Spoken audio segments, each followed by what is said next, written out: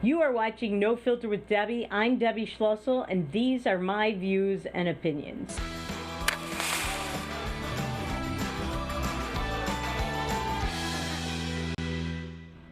Welcome to No Filter with Debbie on Beck.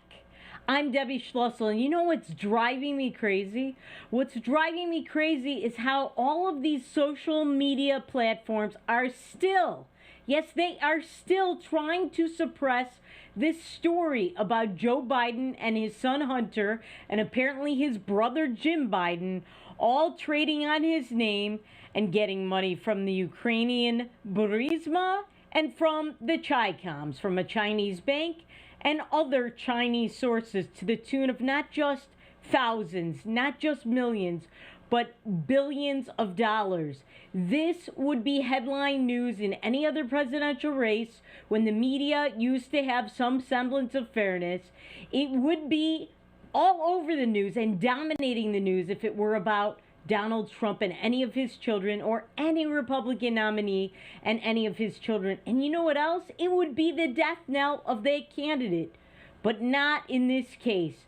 They are still trying to suppress this. So thankfully, the Senate today, in the Senate Technology Committee, had CEOs of 3 technology companies testify.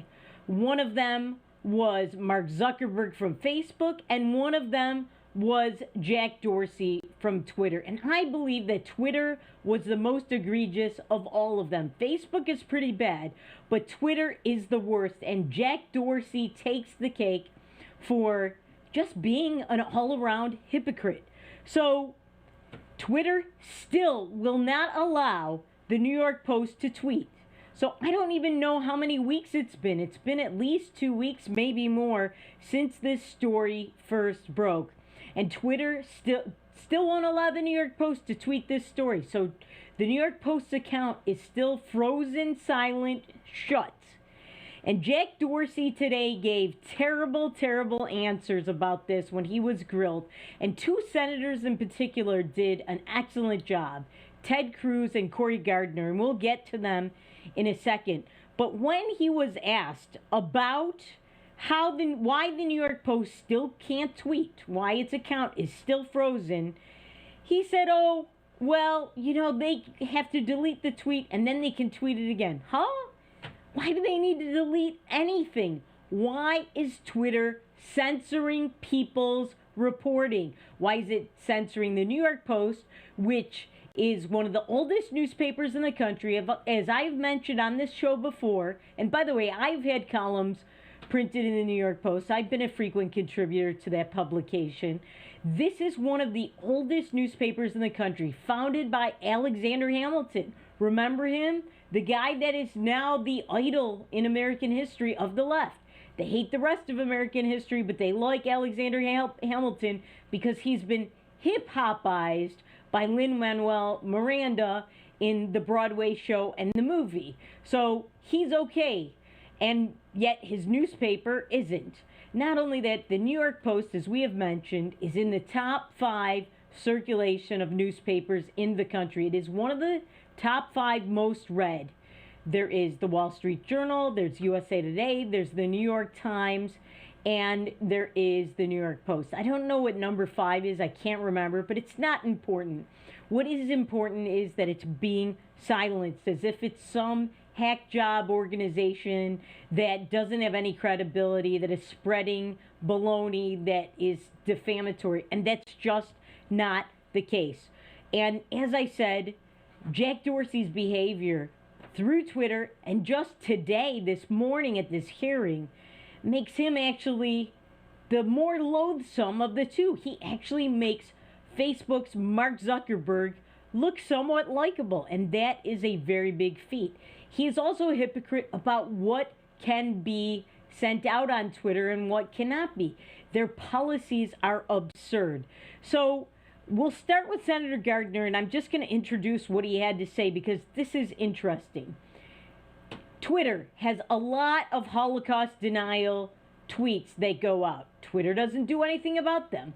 So apparently a story from Hunter Biden's laptop, for which we have the emails, for which we have a receipt, signed by Hunter Biden, for which neither Hunter nor his father Joe nor his uncle Jim Biden, none of them have denied that these are his emails. They've just issued a blanket denial of this is a smear job, which is not even a denial. So they have said that, but that cannot be sent out. But yet the tweets about Holocaust denial, that the Holocaust never happened, and I happen to be the granddaughter of Holocaust survivors. My mother was born in Bergen-Belsen camp in Germany. All right, that's where my grandparents met. So I know a little something about the Holocaust. It happened. Most of both sides of my family were wiped out by the Nazis, were gassed, were murdered, and Twitter allows Holocaust denial tweets to go out. Not only that, but the President of the United States, Donald Trump's tweets have been censored. They have been deleted. There are warning signs on them. Guess who does not have these kinds of warnings or censorship or deletions done to his tweets? I'll tell you who. The President of Iran, who has been sending out Holocaust denial tweets. So watch Cory Gardner's questioning of Jack Dorsey. Watch this. I'm going to direct these first questions to you. Mr. Dorsey, do you believe the Holocaust really happened, yes or no? Yes. So you would agree that someone who says the Holocaust may not have happened is spreading misinformation, yes or no? Yes. I appreciate your answers on this, but they surprise me and probably a lot of other Coloradans and Americans. After all, Iran's Ayatollah has done exactly this, questioning the Holocaust. And yet his tweets remain unflagged on Twitter's platform. You and I agree that moderating your platform makes sense in certain respects. We don't want the next terrorist finding inspiration on Twitter or any platform for that matter. But you've also decided to moderate certain content from influential world leaders, and I'd like to understand your decisions to do so a little bit better. Can you name any other instance of Twitter hiding or deleting a tweet from heads of state? Not off the top of my head, but we have many examples across world leaders around the world. Would you be willing to provide a list of those? Absolutely. I know we agree content moderation can have certain upsides like combating terrorism, but Twitter has chosen to approach content moderation from the standpoint of combating misinformation as well. So it's strange to me that you've flagged the tweets from the president, but haven't hidden the Ayatollah's tweets on Holocaust denial or calls to wipe Israel off the map. And that you can't recall off the top of your head hidden or deleted tweets from other world leaders. I would appreciate that list. I think it's important that we all hear that. So that brings my next question to the front. Does Twitter maintain a formal list of certain accounts that you actively monitor for misinformation? No, and we don't have a policy against misinformation. We have a policy against misinformation in 3 categories, which are manipulated media, public health, specifically COVID, and civic integrity, election interference, and voter suppression. That is all we have policy on for misleading information. We do not have policy or enforcement for any other types of misleading information that you're mentioning. So somebody denying the murder of millions of people or instigating violence against a country as a head of state is not categorically falling in any of those 3 misinformation or other categories Twitter has? Not misinformation, but we do have other policies around incitement to violence, which may, some of the tweets that you mentioned or the examples that you're mentioning may fall afoul of. But for misleading information, we're focused on those 3 categories only. So somebody who denies the Holocaust has happened is not misinformation? It's misleading information, but we don't have a policy against that type of misleading information. Millions of people died, and that's not a violation of Twitter. Again, I just don't understand how you can label a president of the United States. Have you ever taken a tweet down from the Ayatollah? I believe we have, but we can get back to you on it. We've certainly labeled tweets, and I believe we have taken one down as well. All right, so you heard that. That is absurd. And when we come back, we will discuss more and have more video from this morning's hearings. This is outrageous. That and more after these messages on No Filter with Debbie on Beck.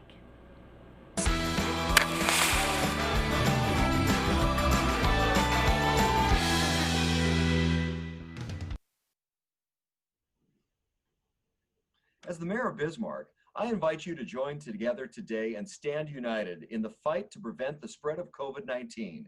Case counts are steadily on the rise in the Bismarck-Mandan metro area, so please do your part. Protect yourself and others by wearing a mask when you're not at home. During the pandemic response, scientists have determined wearing a mask is a benefit to you and to those around you. This help keeps others from getting sick and may lessen the severity of illness if you are infected with COVID-19. We're all in this together. So let's get kids back to school, preserve our local economy, and keep our community strong. Let's show everyone how we come together to keep Bismarck the safe, resilient community we know and love. For more information, visit health.nd.gov/coronavirus. That's health.nd.gov/coronavirus. Beck Communications is honored to be recently recognized with 3 Broadband Now awards. Beck Communications Cooperative was awarded in the categories of Top Internet Speeds Nationwide, Top 3 Fastest Internet Providers in North Dakota, and North Dakota's #1 fastest fiber provider. It's only through the support of our members and customers that Beck Fiber delivers award-winning speeds and service. Thank you, Beck Communications Cooperative members and customers, for your years of continued support.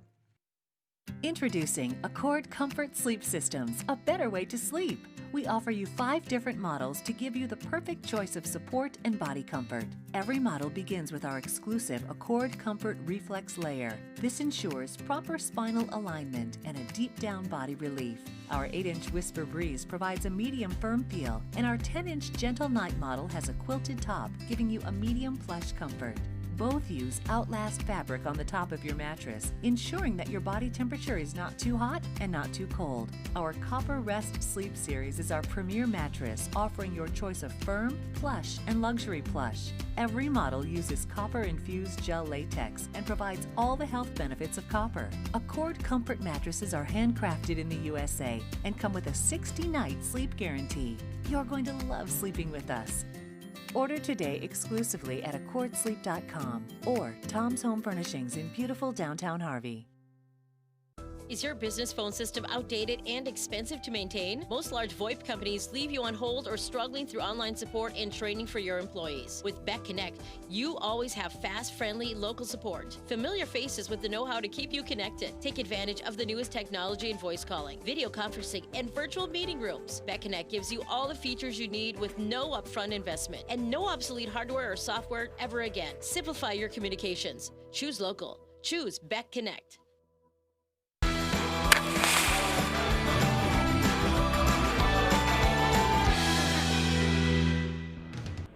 Welcome back to No Filter with Debbie on Beck. So before the break, you saw Senator Cory Gardner of Colorado's questioning of Jack Dorsey. He was the guy that was the Nazi disguised as somebody Amish. This guy, he is a character. This guy is a billionaire, and he cannot bring it upon himself to have consistent standards. And speaking of consistent standards, there is the story of President Trump's tax returns. Those were stolen. It was illegal how they got them and the fact that they published them. Those were stolen. But yet Twitter has a policy regarding hacked material, and it apparently only applies when it's Hunter, Joe, and Jim Biden. So watch what Ted Cruz has to say. Okay, so let me ask you something.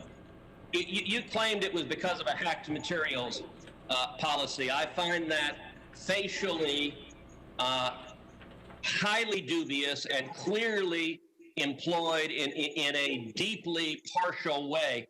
Did Twitter block the distribution of the New York Times' story a few weeks ago that purported to be based on copies of President Trump's tax returns? We didn't find that a violation of our terms of service and this policy in particular because it was reporting about the material. It wasn't distributing the material. Okay, well, that's actually not true. They posted what they purported to be original source materials, and federal law, federal statute makes it a crime, a federal felony, to distribute someone's tax returns against their knowledge. So that material was based on something that was distributed in violation of federal law, and yet Twitter gleefully allowed people to circulate that. But when the article was critical of Joe Biden, Twitter engaged in rampant censorship and silencing. And again, we recognized errors in that policy. We changed it within 24 hours. This is. But you're still blocking the New York Post. You haven't changed it. We have changed it. They can log into their account, delete the original tweet. You forced a Politico reporter to take down his post about the New York Post as well. Is that correct? Within that 24-hour period, yes. But we, as the policy has changed, anyone can tweet. So Twitter takes the view you can censor the New York Post, you can censor Politico, presumably you can censor the New York Times or any other media outlet. Mr. Dorsey, who the hell elected you and put you in charge of what the media are allowed to report and what the American people are allowed to hear? And why do you persist in behaving as a Democratic super PAC, silencing views to the contrary of your political beliefs? Let's give Exactly right. Listen, as somebody said on Twitter today, and I believe it was the conservative commentator Dinesh D'Souza, he said, can you imagine if a phone company, back in the days when we relied on landline phones, or even now when we rely on cell phones, if a phone company, though back in the day there were a lot more monopolies, although they are kind of monopolies now with the consolidation, if a phone company said, we are going to disallow all phone service to anyone we don't agree with, and we're going to decide who gets to communicate, whose phone calls are acceptable. We're going to listen in on the phone calls. We are going to decide who gets to communicate and what you communicate. And we're not even going to put out what the policies actually are. We're going to pick and choose how we enforce them, like as Ted Cruz pointed out with Donald Trump's tax returns, because he said that this was reporting about the material. How is this any different than the Hunter Biden story, which is also reporting about the material? How is it any different? It isn't. That gobbledygook he's talking is an attempted distinction that is not so distinct without a difference. It's baloney.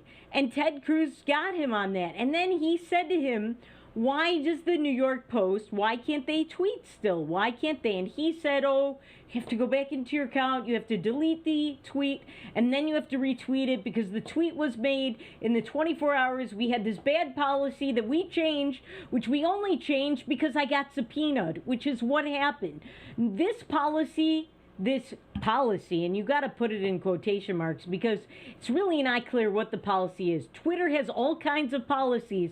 They refuse to communicate them in any way, shape, or form to anybody, which is why people sue them. I was banned from Twitter. I had tens of thousands of followers. I had to change that. I was kicked off, so I had to start over. Why? Because I said something that was not politically acceptable to them. And here's what I said. I said that Carrie Fisher was a terrible role model for women and girls because she was a drug addict, and that's why she died at the early age of 60. Then I got attacked by a porn star, Tracy Lords, and I responded back to her.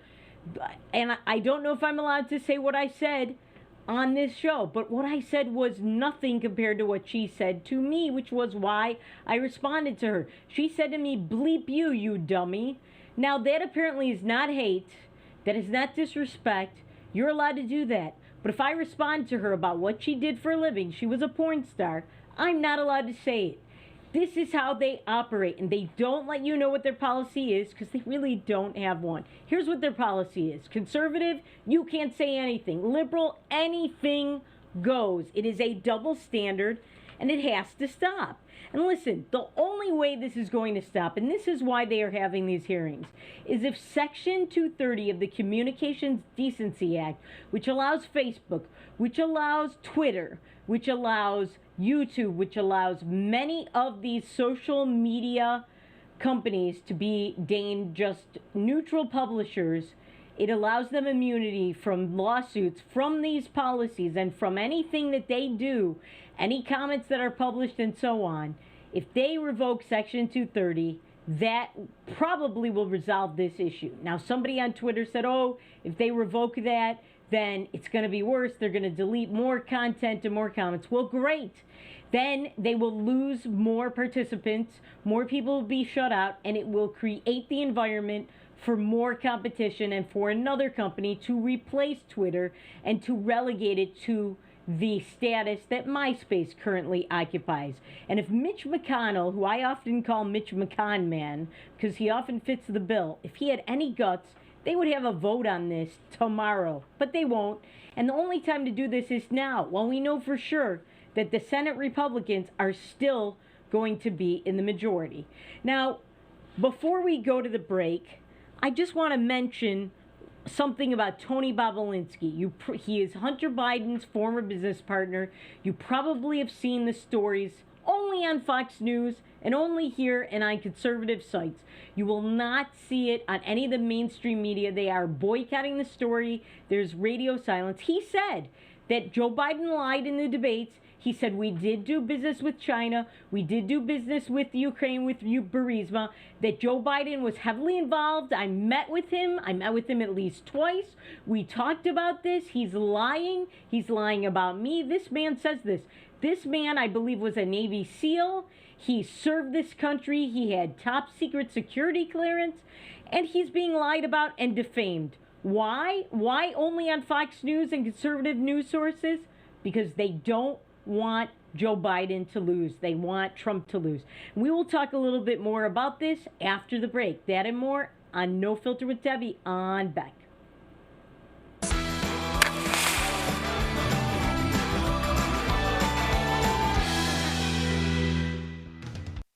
I just went in for a regular mammogram and I found out that I had a little tumor.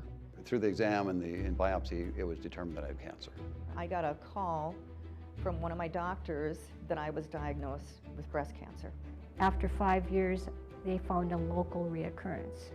The first thing you hear when you're told you have a cancer, it's a little daunting because you don't know where to go with it. Since 1999, in a partnership between CHI St. Alexius Health and Sanford Health Bismarck, the Bismarck Cancer Center has provided the most advanced radiation therapies and holistic support services for cancer patients and their loved ones for 20 years. I've been at the Bismarck Cancer Center since it started. I actually was in the basement of Med Center 1 before, when we had old machines and old equipment. And thankfully, the two hospitals at the time, St. Alexis and Med Center 1, joined forces to create the Bismarck Cancer Center. I walk in the door, I get nothing but hugs. And I was marveled at them. I mean, I thought it was the best place in the world. The staff is unbelievably compassionate, and they explain everything to you. Everybody's genuinely concerned about your well-being, and the level of care is just top-notch. The Cancer Center just does such an amazing job of helping people. To me and my family, the Cancer Center means life. It's given me the ability to live out my life with my family, my wife, my children, my grandchildren. Because of them, I'm 2 years out. Get to move on with my life, make a difference now for other people. I would recommend this center because the minute you walk through that door, they've got your back. This center means so much to me and to the people that are in this building, and we just want to keep giving it back to the community and providing for them what they need. I'm Katie. I've been cancer-free for 2 years. I'm Steve, and I've been cancer-free for 4 years. I've been cancer-free for 10 years. 10 years. 11 years. 15 years. My name is Lainey, and I've been cancer-free for 18 years. Bismarck Cancer Center, your partner against cancer for 20 years.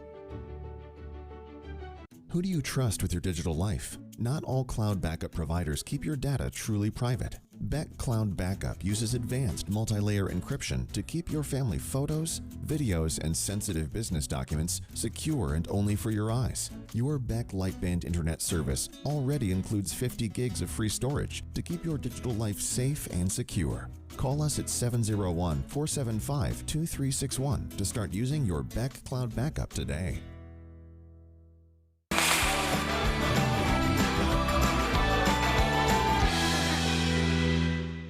Welcome back to No Filter with Debbie on Beck. So before the break, we talked about Tony Bobulinski and we talked about Hunter Biden and how this story about them has been scrubbed essentially from social media. They have boycotted it, they have blocked it, they have put warning signs on anybody tweeting it, they have blocked people from tweeting it, they've shut down the New York Post account.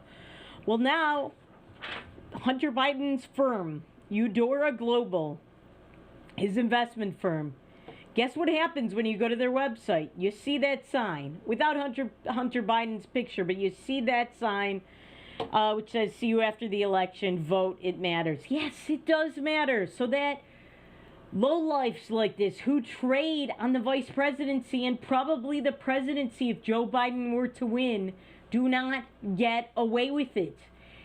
This man at To Review was demanding $10 million a year to the Chinese for them to have access to the vice president. He got $1.5 billion from them invested into his firm. He got something like $80,000 a month from Burisma, the Ukrainian company, and then Joe Biden pressured Ukraine to fire the attorney general that was investigating them. He also got something like $160,000 or $180,000 a month from the Chi-Coms. So we are talking about not thousands, not millions, but billions, as I said earlier. So it's no wonder that his firm scrubbed their site. But you have to ask yourself this. This is the obvious question. If Hunter Biden were above board and everything he was doing was honorable, or even most of it, which is not the case, why would he scrub his website until after the election? Why would somebody honest and transparent, somebody who was not trading on the vice presidency and trying now to trade on the presidency possibly, if God forbid Joe Biden got elected, why would somebody do that? Would they sweep their website? Would they scrub it clean and just take it down completely if they had nothing to worry about, if they didn't do anything wrong? You know the answer. Of course not. Hell no. Hell no. But that's what he did. Now, I had one of my friends make this meme because I think it's something endemic to the Democrat presidential nominees and presidents that they have siblings, they have brothers, and they have sons who are just lowlifes. And look at this. So there we have, if you liked Roger Clinton, Billy Carter, and Hugh Rodham, you'll love Hunter Biden. And Joe Biden, they're the big guy right there. I don't think there's anyone who denies that he's the big guy. And by the way, Tony Bobulinski said he was the big guy. To review, Roger Clinton traded on his brother's presidency. Now, he was a loser. He was not as calculating as Hunter Biden. Hugh Rodham, kind of the same thing. Hillary Rodham, Clinton's brother, he took several $100,000 to get a pardon from Bill Clinton for somebody. That was successful. Roger Clinton took money to try and get somebody pardoned. He got the money also, and I believe that was successful. And then there's Billy Carter, or as some would say, Billa. Billa Carter and his brother Jimma. So Billy, people tell me, oh, Billy was just a dumb, old, helpless thing. He didn't do anything wrong. He's totally in a different league than Hunter Biden, who's much more calculating. No. Billy Carter took at least $220,000 from Muammar Gaddafi of Libya. And some reports say he actually got at least $2 million, not $220,000, but $2 million. And remember, this was the mid to late 70s. There has been inflation. $2 million is very similar to the money that Hunter Biden got from Ukraine and from China, from Burisma and from the Chi-Coms. When you calculate for inflation, I think it's the same thing. And yes, he may have a southern accent and he had Billy Bear and he dressed like a redneck. And I'm sorry, I don't like using the word redneck. I think that it is a slur. It's a racist slur against white people. I don't like to use it. But for Billy Carter, it's appropriate. Billy Carter was not that. He portrayed that image, but he was really no different than Hunter Biden. If you liked these people, you will love Hunter Biden and Jim Biden. Always it's the brothers and the sons.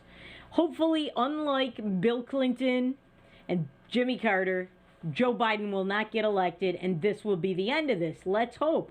Listen, there is a reason the hashtag Biden crime family is now trending all over Twitter and other social media, because they are a crime family. And speaking of crime, you've been watching, not in the mainstream media mostly, but in other media, what's going on in Philadelphia. These riots we told you about last night, they're happening again tonight. Or I'm sorry, 2 nights ago, they happened again last night. They're going to happen again tonight. Riots and looting. This is the same that has been going on in this country since the time of George Floyd, and they're not covering it anymore. They're not covering it like they used to. Why? Because it's bad for Joe Biden. People want a law and order president when they see these kinds of stories. They know there's only one guy that fits that bill, and it's Donald Trump. He's the only one that has activated National Guards people and sent them to these states, while these liberal Democrat governors didn't want that. They did not keep their people safe. He's the only one who tried to keep the people safe.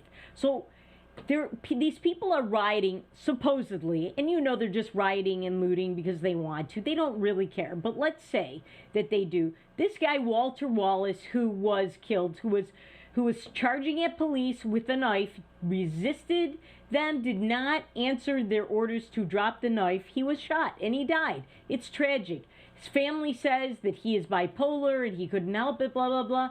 Listen to who this guy is. Listen to this. But court records reveal he was currently awaiting trial for allegedly threatening to shoot a woman. He pled guilty in another case to putting a gun to another woman's head, and in 2013 pled guilty to assault and resisting arrest after punching a police officer in the face. This history may not seem relevant to some, but to others it may, especially as it pertains to his intent moments before being shot by police while armed with a knife. There are several questions that need to be answered, including what the officers knew at the time that they responded. All right, also, and I don't think we got that part of the report, but he was an aspiring rapper. And you know what he rapped about? Shooting police. That's what he rapped about. And they just gave you the Cliff's Notes version of his criminal record. He pleaded guilty to robbery, assault, and possessing an instrument of crime after kicking down the door of a woman, putting a gun to her head. That was in 2017, sentenced to 11 to 23 months behind bars. If he was mentally deficient, he would not have gotten that sentence. In 2013, he pled guilty to assault and resisting arrest after punching a police officer in the face. He was currently awaiting trial for threatening to shoot a woman and her house up. This is the angel that was charging at them with a knife. And a lot of times when police report to scenes of these kinds of things, they are told by dispatch what this person's record is. It's on something called the LEAN system, the Law Enforcement Information Network, has their criminal and arrest history. So these cops probably knew what this guy was about. They had every right to shoot at him. He did not listen. When we come back, we will talk more about the looting and the riots. I have a video to show you of this wonderful Democrat governor of Pennsylvania and some other things going on in the elections around the country. That and more after these messages on No Filter with Debbie on Beck.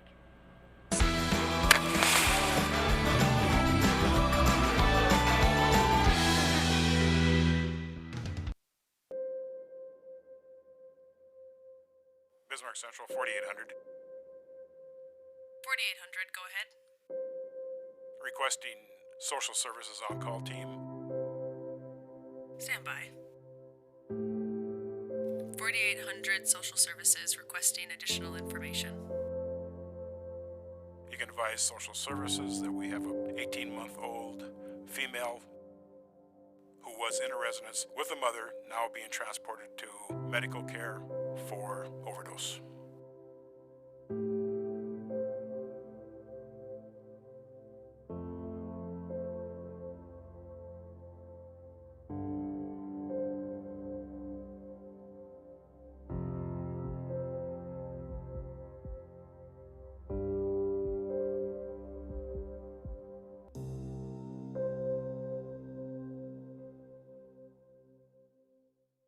Trusting your digital life to faceless tech giants can be risky. Will they keep your family and business information truly safe from prying eyes? If you subscribe to local Beck Lightband internet service, you already have Beck Cloud Backup. Beck Cloud Backup is the safest, most private cloud storage for all your family memories, schoolwork, and business documents. Call 701-475-2361 to start using your free space on Beck Cloud Backup today.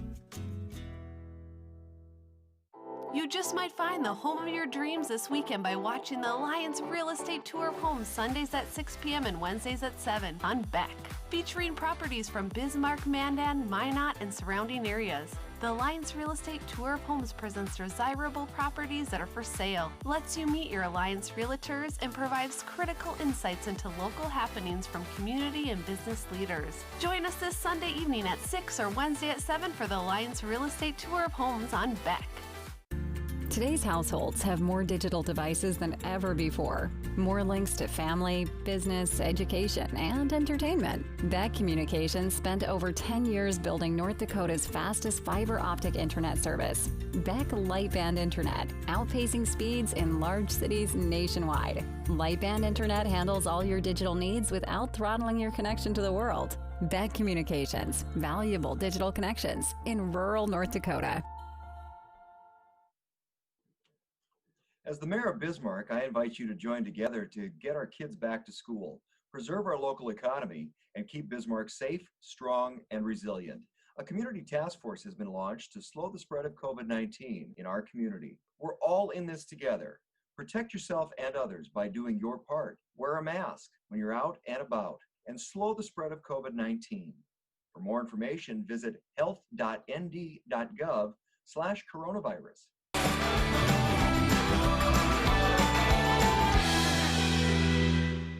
Welcome back to No Filter with Debbie on Beck. So before the break, we were talking to you about the Philadelphia riots, and I want you to take a look at this video of Philadelphia liberal Democrat Governor Tom Wolf. Watch what he has to say.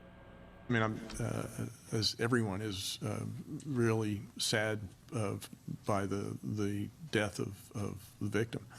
And I think I share in mourning with the family. Anytime that happens is a tragedy for whatever reason. And I think we need to make sure that we follow up, find out what happened. I'm and my staff have been in constant communication since last night with the folks in Philadelphia. And the hope is that doesn't escalate into anything more than the peaceful protests that I think this kind of situation brings out. So you heard what he said, peaceful protests. You saw that video. You saw the video yesterday. You've seen it today. These people who are peacefully protesting, as he claims, they are looting.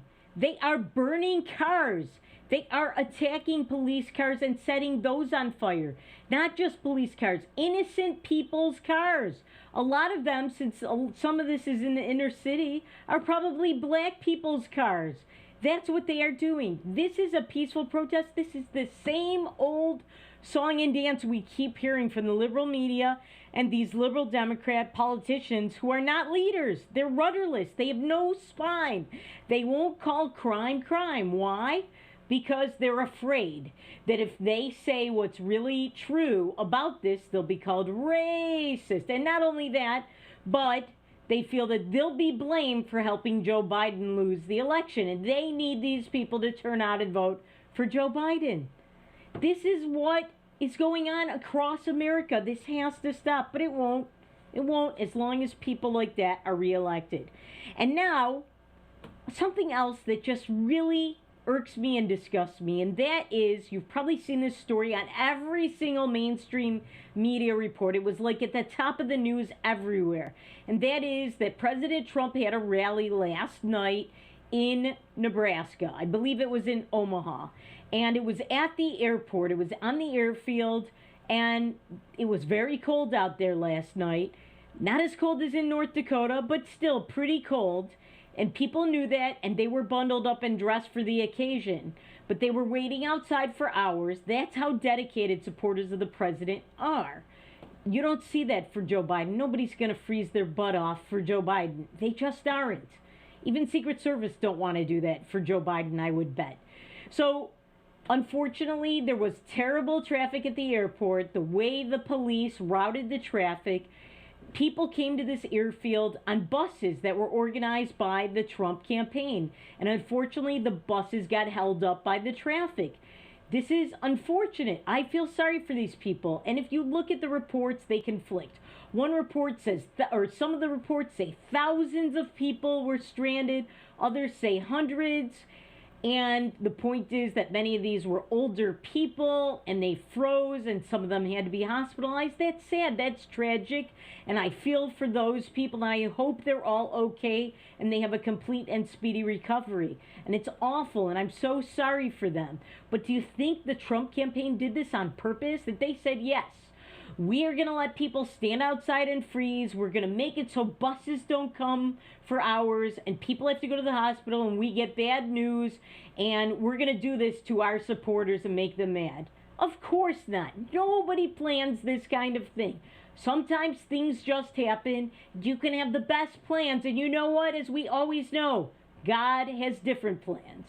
So they planned this, and unfortunately it didn't work out right. But what is so disgusting is how the media is gloating over this. They really want these people not only to get sick and be hospitalized, these poor senior citizens, they want them to die. They want that. You know it, and I know it. We've seen it on social media. We've seen where they attack Trump supporters and say, oh, I hope they die from COVID at from Trump rallies.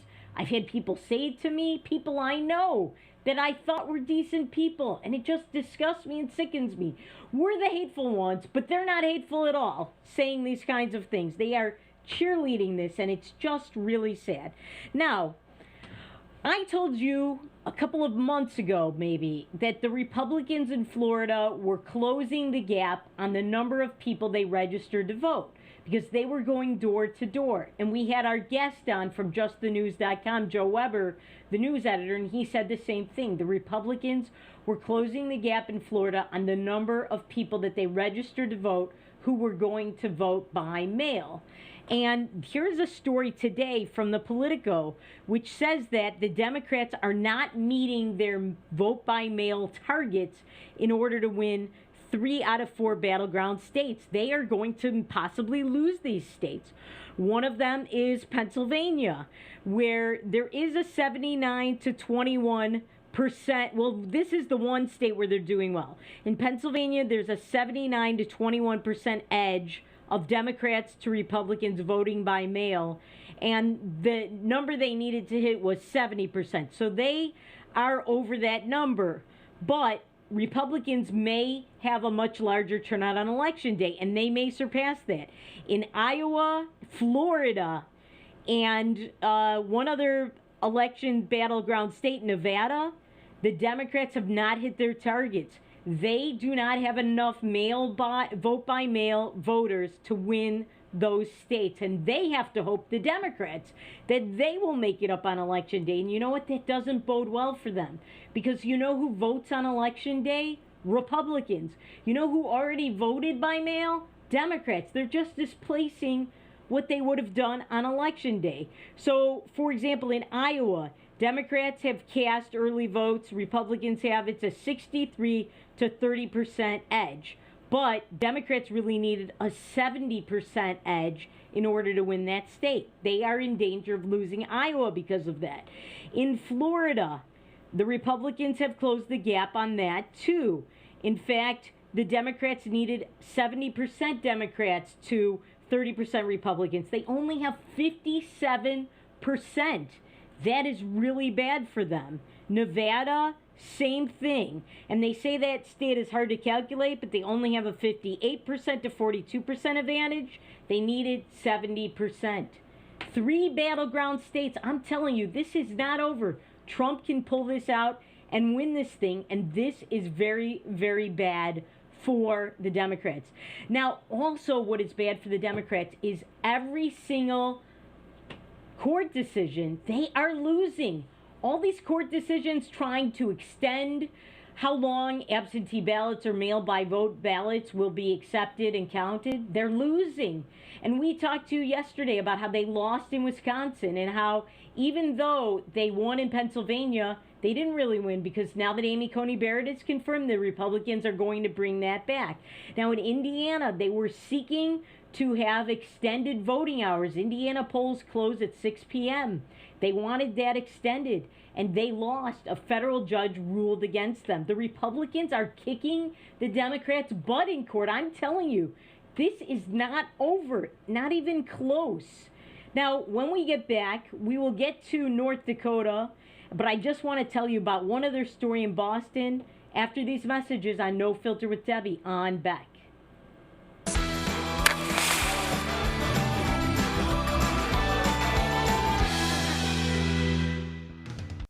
He once won a spelling bee in an ancient language that he did not speak.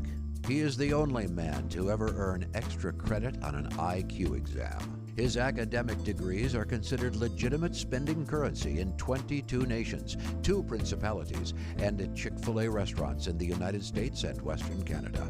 I do not always engage with education programming, but when I do, it is the Dr. Duke Show.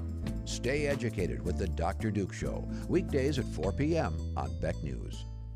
Introducing Accord Comfort Sleep Systems, a better way to sleep. We offer you 5 different models to give you the perfect choice of support and body comfort. Every model begins with our exclusive Accord Comfort Reflex Layer. This ensures proper spinal alignment and a deep down body relief. Our 8-inch Whisper Breeze provides a medium firm feel, and our 10-inch Gentle Night model has a quilted top, giving you a medium plush comfort. Both use Outlast fabric on the top of your mattress, ensuring that your body temperature is not too hot and not too cold. Our Copper Rest Sleep Series is our premier mattress, offering your choice of firm, plush, and luxury plush. Every model uses copper-infused gel latex and provides all the health benefits of copper. Accord Comfort mattresses are handcrafted in the USA and come with a 60-night sleep guarantee. You're going to love sleeping with us. Order today exclusively at accordsleep.com or Tom's Home Furnishings in beautiful downtown Harvey. You're looking for secure, private cloud storage, but who can you trust? Big tech companies don't always keep your family photos, videos, and sensitive business information away from prying eyes. Your local Beck Lightband Internet Services comes with 50 gigs of Beck Cloud Backup, free. Hometown service with top-tier security to keep your data truly safe and private. Get your 50 gigs free today. Call 701-475-2361 and ask about Beck Cloud Backup. My name is Rich Shook, and I lost my best friend in a grain bin accident. Some of the emotional scars that when these incidences happen just resonates throughout the community like dropping a rock in a pond. I guess I'll never forget.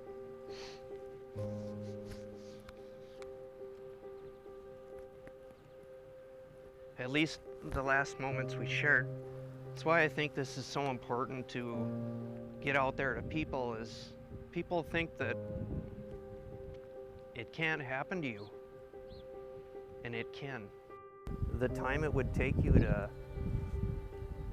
just kiss a loved one, and your life is over.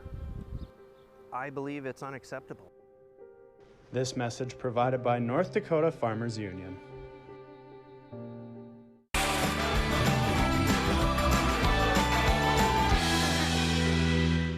Welcome back to No Filter with Debbie on Beck. So before the break, we told you that there was something that happened in Boston, and this is very disturbing. You know, every time you hear that there is no ballot fraud and ballots are not being destroyed, there's a lot going on. We've told you some of the stories, 2 in North Dakota, or 2 connected to North Dakota. There is this story in Boston. This man, his name is Worldy Armand. Worldy. So he's not worldly, he's just Worldy. Worldy Armand went to a ballot drop box outside the Boston Public Library branch, and he set it on fire. There were 122 ballots in there. Now, downtown Boston, extremely liberal, so there was probably 122 votes for Joe Biden, maybe even for Bernie or Elizabeth Warren. But still, this kind of stuff is going on all over the country. The reason people are so concerned is because it is in downtown Boston, where they know it's going to be liberals. If this would have happened in North Dakota, if this would have happened in a place that's a red state, forget it. Nobody would care. But that's what's going on. People are tampering with ballots all over the country, and the more mail-in voting, the more chance for this fraud. I can't say it enough. I know it's a broken record, but it is. It is what it is. All right, so back in North Dakota, the mask mandates. So I've told you several times how many groups, doctor groups, pediatrician groups, Deborah Burke's coming from outside the state and then just trashing us in North Dakota. They're saying we don't wear masks, we're not good enough for them, we're careless, we don't care about people, we need a mask mandate. And again, after 7 months, we know what to do. We know how to do it. We don't need a mask mandate. And that's why pretty much everyone who does mask mandates in North Dakota makes it without a penalty. And as I've said on this show before, that makes it not a mandate. It's more of a resolution. And that's good. We value freedom in North Dakota. Freedom. We get to decide what to do. Stop harassing people. So the city of Bismarck is going to have a mask mandate for about a month. It starts November 1st, so over the weekend, goes until December 8th. Now, there are no penalties for non-compliance, so again, listen, I don't blame them for doing these empty resolutions that have no teeth. They have to look like they're doing something because the whole country, and including Deborah Burke's, is attacking us in North Dakota. They're sticking their nose in it. They don't want to mind their own business. And speaking of masks, the 3 tribes, the MHA tribes, the 3 affiliated tribes, they have passed a mask mandate. But in their case, it is actually a mandate. They are going to have penalties, and these are very, very serious. So if you don't wear a mask and you are an individual, you have, the first time you get a warning, so you don't get a fine. The second time you're fined $50. The third time and any number of times beyond that, it's $100. That's ridiculous. For a business, the first time somebody's inside a business without a mask, $100 fine. Second time, $200 fine. Third time, $500 fines. But you know what? Look at the figures. I did the math. So there are 370 confirmed cases of COVID in 8,400 tests administered. That's a 4% rate. That's pretty high. That's much higher than in North Dakota. Now, I don't know how many tests North Dakota has done, but I'll tell you this. I went by not even the rate of COVID cases. I went by the rate of deaths because I think that that is the more serious number. People who get COVID will mostly get well from it. You will recover. 99% of the people recover. More than that. So it is not a death sentence, but the number of deaths, there have been almost 500 deaths, so I rounded it up to 500. There are 762,062 people in North Dakota. I rounded that down to 762,000. And you know what that gives me? It gives me a death rate of 6.5 or 7 if you want to round it up. 7/10,000. That's nothing. It's negligible. It's statistically insignificant. So the tribes, as we have said on this show before, all of these reservations, the tribes, they have much higher rates of getting the virus, of the infection, and they also have much higher rates of death per their numbers. So of course they would have these fines. They have a much more serious problem, and that's what I've been saying. You don't have a one-size-fits-all policy for everybody. Everybody should have local control. And again, these Indian tribes, these native tribes, they are sovereign nations when it suits them. When they want our money, then it doesn't suit them so well. Then they're not so sovereign. So another thing that's going on with regard to COVID, and I find this interesting, we've heard this in other parts of the country, and now they're doing it in North Dakota. A number of North Dakota cities are testing the water for COVID. Now, what does that do? Because you would think, well, when people have already relieve themselves, I guess you could say, of their food and drink, it's out of their system. How is this going to help us? Well, it will help us, and this is why. Because people don't get symptoms right away of COVID, but the virus that causes the COVID virus, so in other words, the virus that causes the virus, or the bacteria that causes the virus, is detectable in wastewater. So cities can detect whether they're going to have an increase in cases, whether these conditions are going to manifest themselves maybe a week or two later ahead of time, and resources can be adequately put out there. And that's a good thing. There's nothing wrong with planning. We're just against mandates. Yes, we plan, we detect, we treat problems locally. That's how you do it. You don't make one-size-fits-all policies, and you don't fine people and restrict them, unless you're a sovereign nation, like the tribes. The North Dakota State Penitentiary, by the way, they began testing in October, early October. One last thing I'm going to talk about, and this is big in the news. Anonymous is this guy, Miles Taylor. The guy against the president in the New York Times wasn't such a big deal after all.